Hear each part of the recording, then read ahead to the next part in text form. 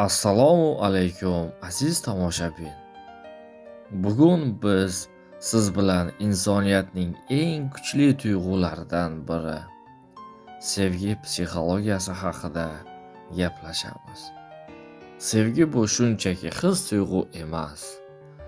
U miyamizdagi kimyoviy o'zgarishlar, ongimizdagi qarorlar va yuragimizdagi ehtiroslarning uyg'unligidir.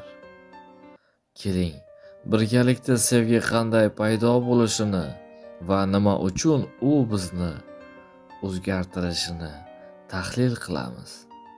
Psixologlar fikricha, sevgi 3 asosiy ustunga tayanadi: yaqinlik, ehtiros va sadoqat. Bu 3 omil birgalikda chinakam sevgi poydevorini yaratadi.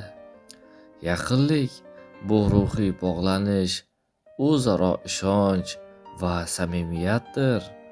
Ehtiros bu jismoniy va hissiy tortishishdir. U sevgining energiyasini beradi. Sadoqat esa munosabatni uzoq davom ettirish, bir-biringni tanlash va qadrlashdir. Sevgan paytimizda miyamiz dopamin va oksitonin kabi baxt gormonlarini ajratadi. Shu sababli biz o'zimizni yengil, ilhomli va quvonchli his qilamiz. Lekin shu bilan birga sevgi odamni o'zgartiradi. U bizni sabrliroq, mehribonroq va mas'uliyatliroq qiladi. Ammo har bir sevgi hikoyasi bir xil bo'lmaydi. Ba'zan his-tuyg'ular charchaydi, ishonch sinovdan o'tadi. Bu paytda haqiqiy sevgi o'zini ko'rsatadi. Chunki chin dildan sevgan inson faqat yoqtirishni emas, anglashni tanlaydi. Sevgi psixologiyasi bizga shuni o'rgatadi.